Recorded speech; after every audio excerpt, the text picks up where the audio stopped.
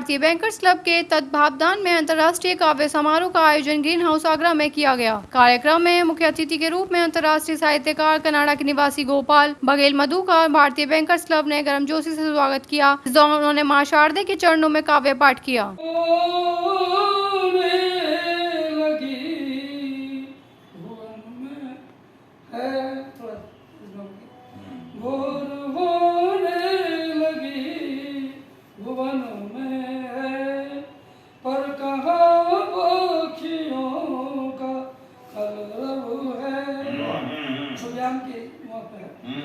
जान में मैं हूँ दूर रू से हूँ, नीले आकाश के मैं पहलू हूँ, गगन है नीलिमा कई रंग की,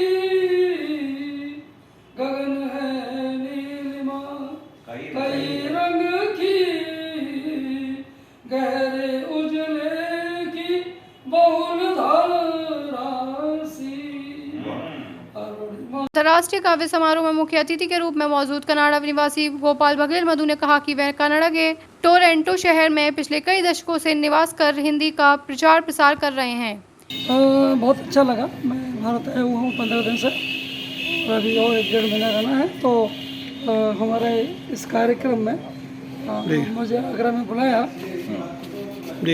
हमारे हरीश जी ने और बहुत आनंद आया। यहाँ पर हमारे वरिष्ठ पुराने बहुत ही श्रद्धेय महाकवि हैं मिलन जी और बहुत सारे कुछ लोग पुराने परिचित थे, कुछ नए हैं, सबसे मुलाकात हुई तो बहुत अच्छा लगा और कथाएँ सुनाई और सबकी सुनी तो बहुत खुशी की बात है और कार्यक्रम होते रहे। अच्छा है, इसी से हम लोग हिंदी की और संस्कृति की उन्नति करते रहें।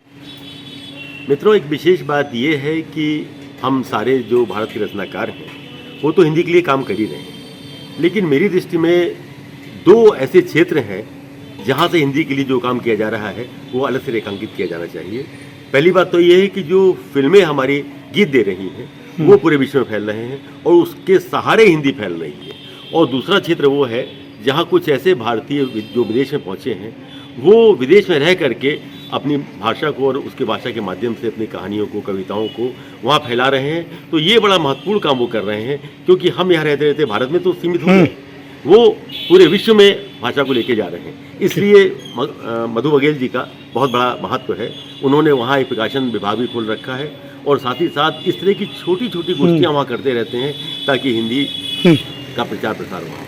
अंतर्राष्ट्रीय काव्य समारोह के संयोजक हरिराम भदौरिया और राजेंद्र मिलन ने कहा कि यह हर्ष का अवसर है कि आज हमारे बीच अंतर्राष्ट्रीय साहित्यकार गोपाल बघेल मधु हैं। हम उनके अनुभवों के साथ काव्य पाठ सुन रहे हैं।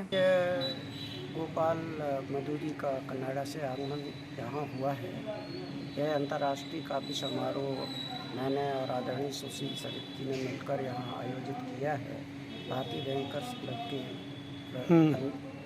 बैनर तले हमारा ये मानना है कि भारतीय संस्कृति, भारतीय जो अपनी हिंदी भाषा है, ये अंतर्राष्ट्रीय स्तर पर कहाँ तक पहुँची है। ऐसे लोगों से मिलने के बाद और आपस में एक दूसरे को सुनने के बाद यह पता चलता है कि भारत की जड़ें अब कहाँ तक और फैल रही हैं।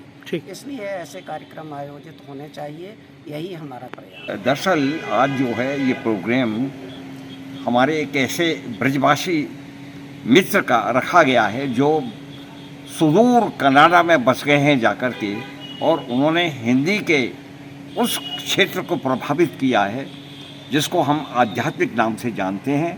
और सबसे बड़ी बात यह है कि वहाँ पर ये मूर्धन्य लोगों में इनकी गिनती है, लिखते हैं, बहुत बढ़िया लिखते हैं, विचार इनके बहुत ही उच्च कोटि के होते हैं।